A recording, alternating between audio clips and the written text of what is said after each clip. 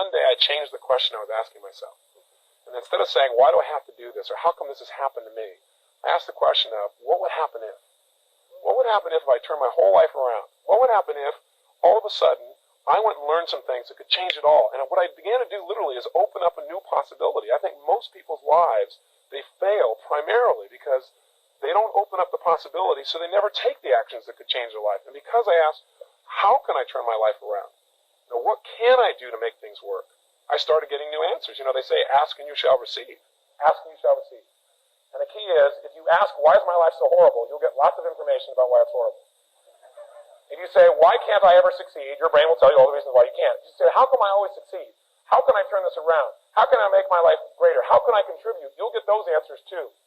If you want to change your life, change the quality of questions you ask yourself each day. What I really like people to understand is that the quality of your life is the quality of your emotions. If you have $1 billion and every day your habitual emotions are feeling frustrated and stressed and overwhelmed, your life is called frustrated, stressed, and overwhelmed. If you have 3 beautiful children and a great husband or a wife or boyfriend or girlfriend, and every day you worry, your life is not love. Your life is worry. It doesn't matter how you have this beautiful family. So think of it, emotions control the quality of our life because your mental emotional state is the single most important ingredient to not only success, but fulfillment. And most of us do not know how to manage it. And when I say manage it, I'm really talking about your mind and your emotions, right? Those are the 2 things that if you can master those, because most people are trying to master the outside world, and you can't control the outside world. You can influence it. But the one thing you can control is how you use your mind, what you do with your emotions. I believe that leadership is really a skill of influence. It is the most important skill that any human being can master. And I don't think of leadership as a position. I see it as a skill, a tool that all of us have to have. In other words, the quality of your life, I really believe, comes down to your level of leadership. Other people don't have to follow you to be a leader, but you have to live life on your terms. And the first person you have to influence is yourself.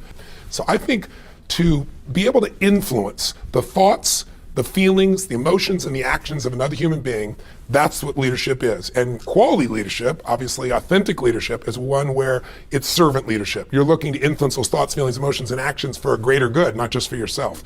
And I think the people that master that are the people that you know about. I mean, they're captains of industry. They're people that are celebrities because they've learned how to influence people. They are some of the greatest teachers, some of the greatest scientists, because you can't just come up with ideas. Ideas will die on your lips unless you become a person of influence. And that's what leadership is. There's 3 P's that you got to annihilate, crush, or destroy if they're getting in the way of your progress in a relationship or your career or your happiness or your health. These are the 3 P's that make learned helplessness. Number 1, you think the problem is permanent. Once you've had enough disappointment, sometimes your brain doesn't want to get disappointed, so it's a permanent problem. Please write down, no problem is permanent. Only your soul is permanent. Nothing's forever. Everything changes. Everything eventually ends and something new begins. That's part of life. Those are the seasons of life. The second P that keeps people in learned helplessness so they don't change, this belief's got to be annihilated, broken through, and that it's pervasive. That means that because my relationship's not great, my whole life is horrible. And you're forgetting you do have health, or you do have friends, or you do have a job, or you do have whatever. I can breathe. And the third one is we think the problem is personal. There's something wrong with me. And if you start believing that, it becomes self-fulfilling. You give up. See, I'm not good enough. I'm not beautiful enough. I'm not smart enough. I always screw it up. So those 3 P's got to be destroyed. We're emotional creatures. And we forget that because we live in a society that tries to value thought much more than emotion because emotion is scary for us. Emotion can come really fast. And so some people try to avoid it at all costs. Other people are overwhelmed by it. My view is that emotional intelligence is a wonderful thing, but I much prefer emotional fitness. Intelligence is a capability. Fitness is a state of readiness. And what I do is I train myself to always be ready, and that makes you execute. And I think too many people settle for, I know this, as opposed to I'm doing this. And I try to train myself and others to be in that state of readiness all the time, because that's where life is really fulfilled at the highest level, I think. If you're really frustrated or sad or worried or depressed, or you think something horrible's happened, my favorite question to ask myself is, what else could this mean? And I make myself come up with at least 3 different meanings. Because what happens is beliefs become self-fulfilling. See, once you believe something, you don't see anything else. I've done this with your audience before. I said, look around the room and find brown. Everybody looks around. And I say, now with your eyes closed, tell me you saw that was red. And nobody sees much red. And I say, open your eyes, look for red. And they find more red. Why do you find more red? Because you get what you look for.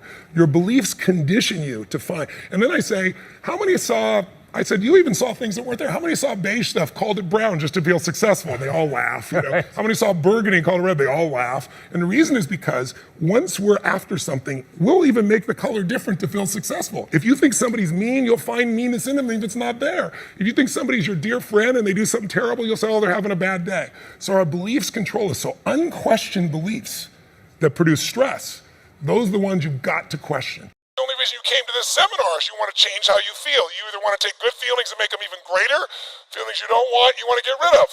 But you think of it in terms of, I'm going to stop smoking, I'm going to make more money, I'm going to get the right relationship.